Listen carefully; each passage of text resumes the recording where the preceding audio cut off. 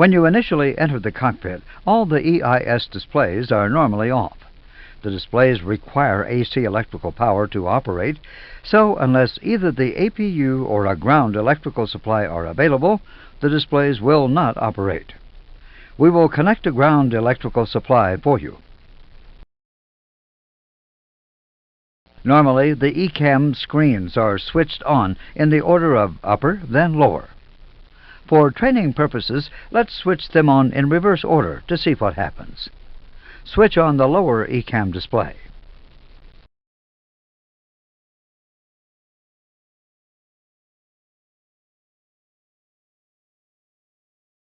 Notice that EWD information is displayed on the lower ECAM screen. This occurs because it has priority. Therefore, if there is only one ECAM screen available, the engine warning display information will be displayed. Now, switch on the upper ECAM display to see what happens.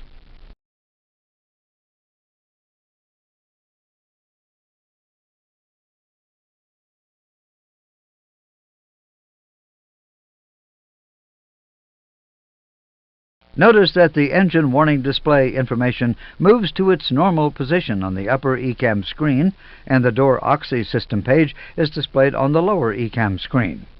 The door oxy page is what the ECAM system will automatically display because you are on the ground with the doors open. The memo area of the engine warning display has a message telling you that refueling is taking place.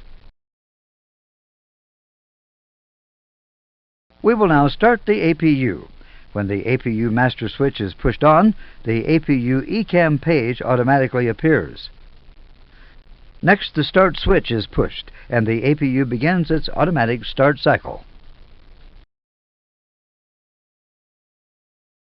Note that there is no light on the ECAM control panel APU push button because the APU page has been automatically called as part of a normal sequence. The APU is now running as evidenced by the avail light on the APU start push button.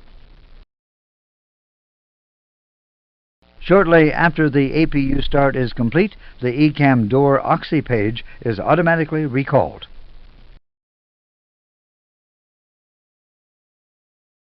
During the pre-flight, one of the things we do is check fluid levels. For example, the quantity levels for hydraulic fluid and engine oil. The required system pages are manually called by pressing the associated key on the ECAM control panel. Let's call the ECAM hydraulic system page.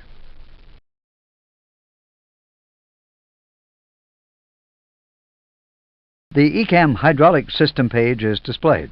Notice that there is a light on the hydraulic key on the ECAM control panel to indicate that it was manually selected. You will do the fluid level check in the hydraulic module, so let's see how to return to the ECAM door oxy page. To deselect a manually selected ECAM page, the lighted key on the ECAM control panel is pressed. Press the hydraulics key on the ECAM control panel.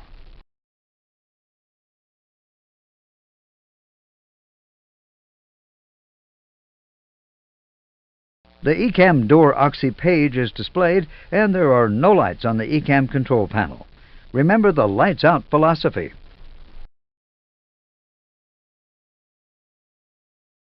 The next action is to press the recall push button on the ECAM control panel for at least 3 seconds.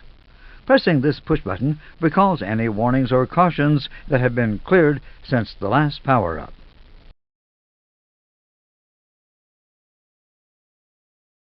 Since we are starting the aircraft from cold, a normal memo will be seen on the engine warning display because there is nothing to recall. If we were on a turnaround, the display would recall any warnings or cautions that had occurred on the previous flight. In this example, a canceled caution concerning the digital flight data recorder has been recalled.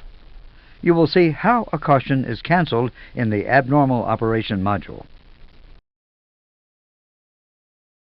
At this point, the passengers have boarded, the doors have been closed, and the slides armed. On the ECAM door oxy page, observe that there are no amber indications and that there are 6 white slide indications. When the ground personnel attach a tow bar to the aircraft, they disconnect part of the nose wheel steering system. The ECAM system will detect this and provide a green memo indication, nose wheel steering disconnect. Let's start the engines.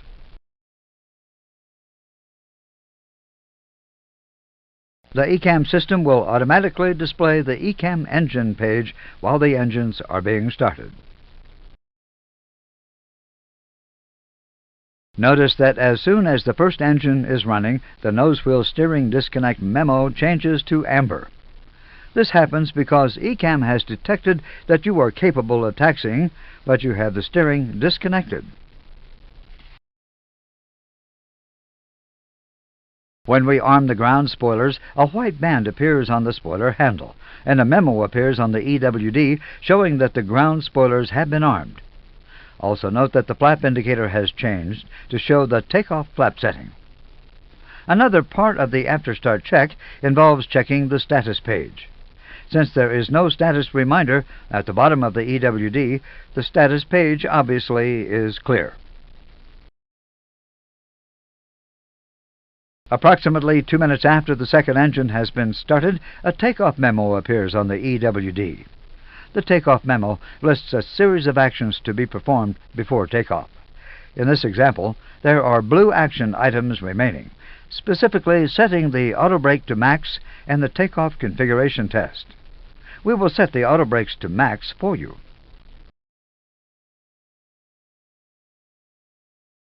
The blue action item has changed to green. Auto brakes have been armed to max. The final item requires testing the takeoff configuration. This is done by pressing the takeoff configuration key on the ECAM control panel. Select the takeoff configuration key.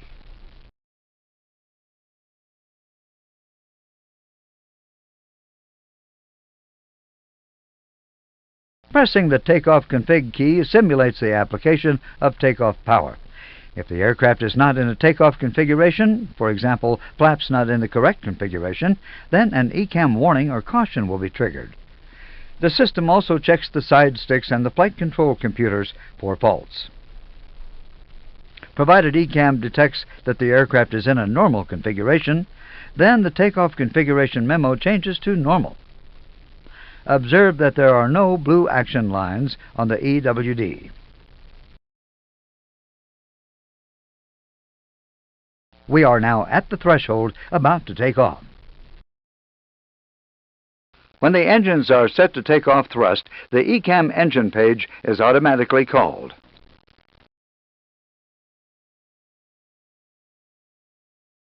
On the engine warning display, notice that the takeoff memo is replaced by normal memos.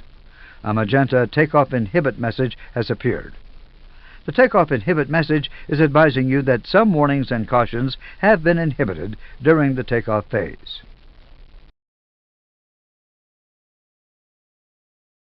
The aircraft is now airborne.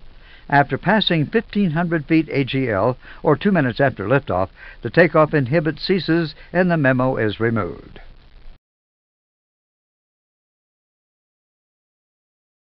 When the flaps are fully retracted, the ECAM engine page is automatically replaced by the cruise page.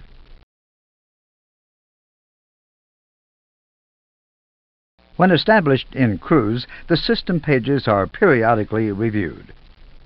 Call the ECAM engine page.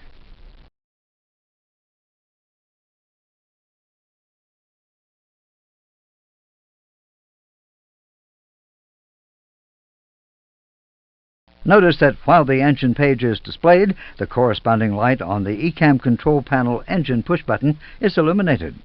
You will study the indications on the system pages in the appropriate modules.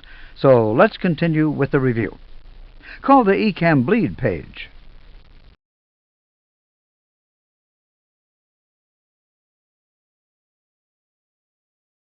The ECAM pressure page.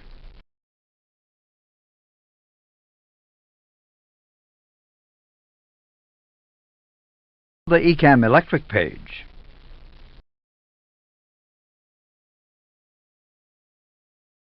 The ECAM hydraulic page. The ECAM fuel page. The ECAM APU page. Notice that there are amber indications on the APU page. Because the APU is shut down, these are acceptable for this stage of flight. Call the ECAM conditioning page.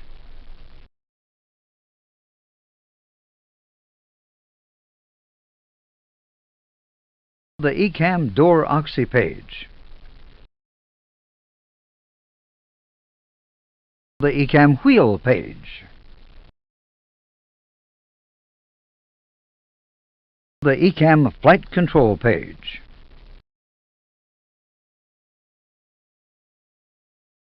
After reviewing the flight control page, the cruise page can be recalled. Notice that there is no push button to select the cruise page. You have to deselect the manually selected page. Recall the ECAM cruise page.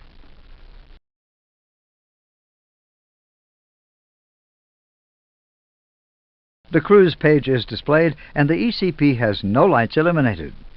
As an alternative to selecting the individual system keys, the All key can be used to sequence through the system pages. You will do this in the ECAM Abnormal Operation module. We will now establish a descent for landing at our destination. As part of the approach checks, the status page is checked. Since there is no status reminder on the EWD, the status page is normal. The aircraft is lined up on final approach.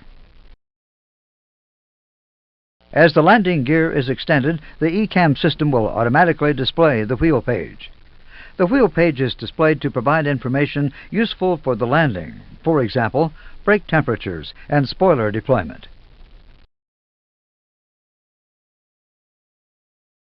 On passing 1,500 feet with the gear down, a landing memo appears on the engine warning display. On modified A320s and on all A319s, the landing memo appears at 2,000 feet. Note the blue action item reminding you to arm the spoilers. We will arm them for you.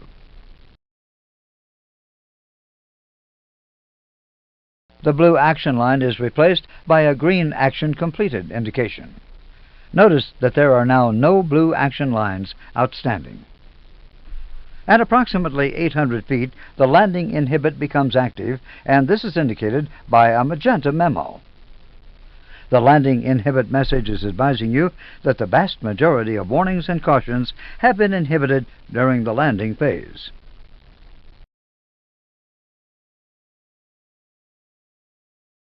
At engine shutdown, the ECAM door oxy page is automatically recalled so that you can check slide disarming. Notice the pulsing status message on the EWD. This is telling you that there is a maintenance-related message on the status page that you have not seen. Call the status page.